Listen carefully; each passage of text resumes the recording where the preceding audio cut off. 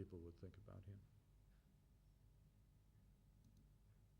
Here's a list of Australian identities. These again ranked by the number of, I think this is number of records in WorldCat for him. So, P.L. Travers. This is Mary Poppins. I guess a lot of people don't realize that P.L. Travers, Pamela Travers, is from Australia.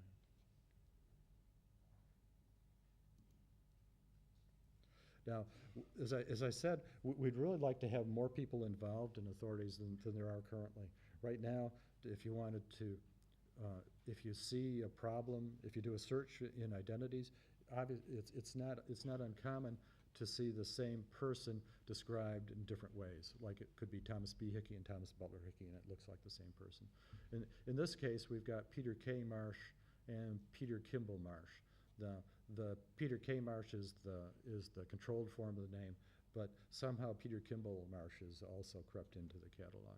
So it'd be nice if when someone like his brother-in-law, who I happen to know, who works on this project, knows that, couldn't we bring those together? It would be great. And soon we hope to have up a button here so you could do, say, merge identities. If you clicked on that, you get a very similar page, but now with places where you can click on the names and start to collect the group of names that you're going to merge together. And then you go down and click on Peter Kimball. And now you've got these two here. You've selected which one is going to be the main one, because you still, there's some ambiguity there. And click on and merge those. And then the idea is that we'll merge those identities. Next time someone looks at this, at one of those pages, either it goes to either one. If they bookmarked it, they'll see the merge of the two. And we'll keep doing that until someone unrolls it. If someone decides that's wrong, they should be able to back that out. But then we hope to pass that information on into both bibliographic and or the authority file correction procedures that are in place.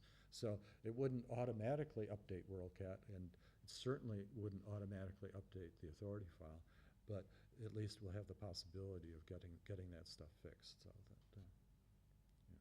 So that if you go to those pages, both the identities and the Virtual International Authority file, you'll see that they are all done as SRU, SRW implementation. That gives us really a web service. Sort of comes along for free because it's built as a web service. That's how we've done it.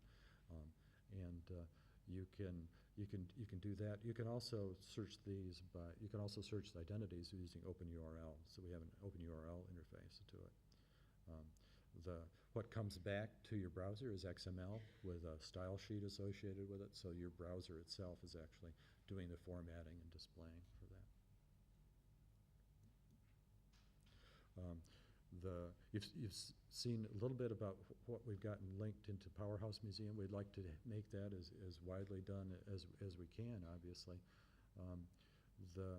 One of the things we've done is make sitemaps available for Google and Yahoo, the different harvesters that harvest web material. So right now it's just the top 50,000. We're seeing how that works, but we'd like to expand that to more. One of the initial problems was that since we serve off XML, when the harvesters brought it in, they just got this XML, which they didn't really know what to do with since it wasn't formatted. Now, when we see a harvester come in, we do the formatting on our server, so they get a nice HTML page that they're much more familiar with. We also do that if we see a mobile device coming in. So if somebody tries to get to one of these on their phone or the iPhone or whatever, they'll see it'll be rendered. The phones still have trouble with the transforming XML to display. And we're trying to get links into Wikipedia. We'd love to be able to do that automatically, but you're not supposed to do that, at least not without a lot of different people's permission in the Wikipedia group, and we haven't been able to do that. But we do encourage people to add them sort of one by one as they see a page that they think could benefit with a link to the WorldCat Identities page. And there's what they call a template that lets you do that fairly easily. It's very similar to how you'd add an ISBN to a page. So a few more identities just for fun here.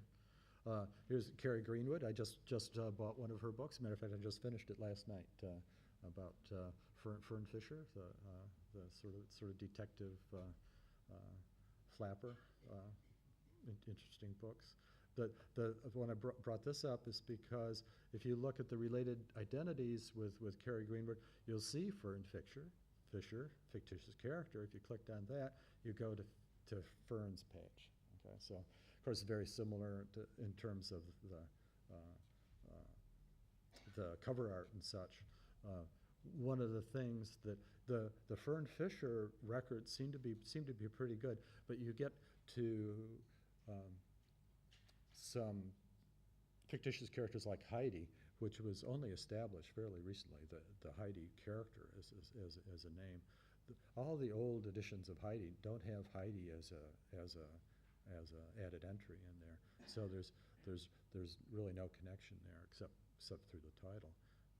But this is a case where by Ferberizing these, if we brought all the Heidis together as a work, really the fictitious character of Heidi should be applied to all those records, so that if somebody was doing a search for Fern Fisher here, we should make sure that they find all the cocaine blues that are in the catalog, even if those individual records did not refer to Fern Fisher.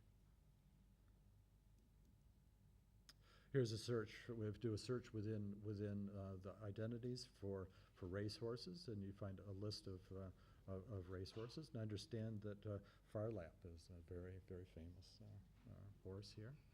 A little thin on the timeline. These horses don't write a lot,